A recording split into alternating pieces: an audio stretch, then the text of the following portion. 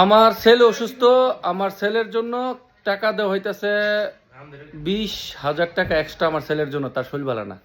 এই বেচারা অলরেডি গত মাস 20,000 টাকা তার ছেলের তোলে খরচ হয়ে গেছে, ডাক্তারি খরচ।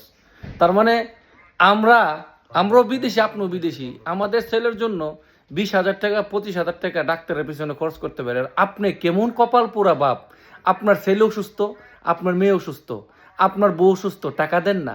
দুবাই সুন্দরী মেয়ে পেয়ে রঙ্গলীলা করতেছেন, এই যে একটা বোন কমেন্ট করছে, দেখছেন? আপনি বাপ নামে কলঙ্ক, বাপ হইতে আমাদের থেকে শিখেন।